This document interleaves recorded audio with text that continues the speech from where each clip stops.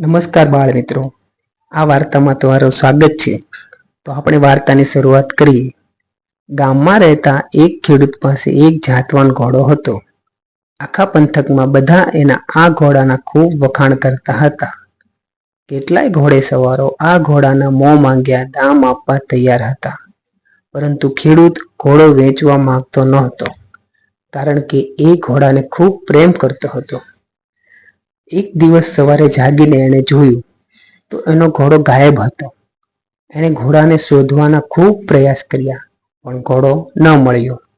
ગામના લોકોએ આ ખેડૂતને કહ્યું, ભાઈ, તમારા નસીબ ખરાબ છે કે તમારો જાતવાન ઘોડો ચોરાઈ ગયો.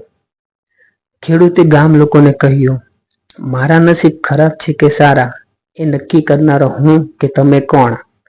કુદરતના આયોજનને સમજી શકવા માટે આપણે કોઈ સક્ષમ નથી.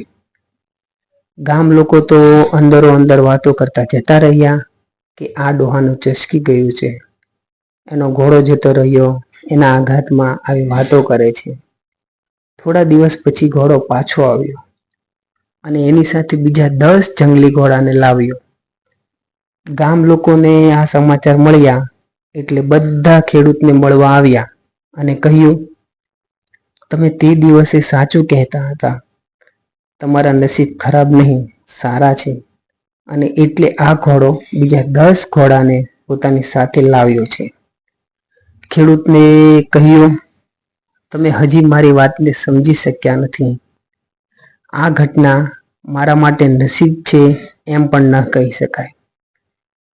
થોડા દિવસ બાદ નવા આવેલા જંગલી ઘોડાને તાલીમ આપતી વખતે ખેડૂતનો એકનો એક યુવાન દીકરો ઘોડા પરથી પડ્યો અને એના હાથ પગ ભાંગી ગયા.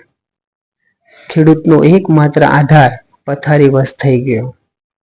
ગામ લોકો ખબર કાઢવા આવ્યા અને કહ્યું, તમારી વાત બિલકુલ સાચી હતી.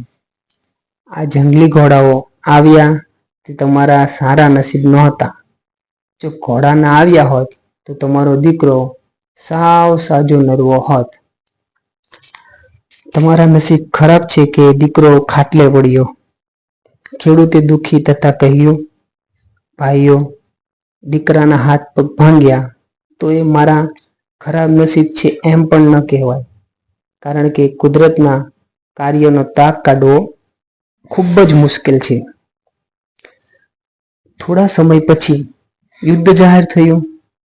સરકારના માણસો ગામમાં આવીને બધા જ યુવાનોને યુદ્ધમાં લડાઈ કરવા માટે ફરજિયાત લઈ ગયા, પણ આ ખેડૂતના દીકરાને છોડી દીધો, કારણ કે એ તો લડી શકે તેમ હતો જ નહીં.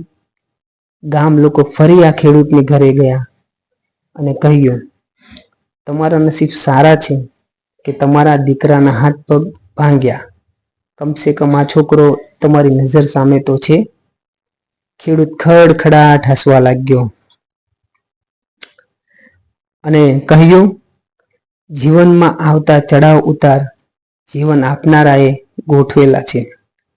જીવનમાં બનતી જુદી જુદી ઘટના વખતે મારા નસીબ સારા છે કે મારા નસીબ ખરાબ છે એનો હર્ષ શોક કરવાને બદલે કુદરતે નક્કી કરેલા પ્રવાહમાં જીવન નૌકાને મુક્ત રીતે વહેતી મૂકવામાં આવે તો એની મજા કંઈક જુદી જ છે. તો બાળ દોસ્તો, આપણને આ વાર્તા પરથી એ વસ્તુ શીખવા મળે છે કે ઈશ્વર આપણા જીવનમાં જે કાંઈ પણ કરે છે, સારું ખરાબ, એ બધું આપણા સારા માટે જ કરે છે. એટલે આપણે ઈશ્વરે કરેલી ગોઠવણીનો સ્વીકાર કરી લેવો જોઈએ અને હસતા મોઢે જીવવું જોઈએ. અને આવી જ નવી નવી વાર્તાઓ સાંભળવા માટે મારી ચેનલને સબસ્ક્રાઇબ કરજો. તમારો બધાનો ખૂબ ખૂબ આભાર. Thank you.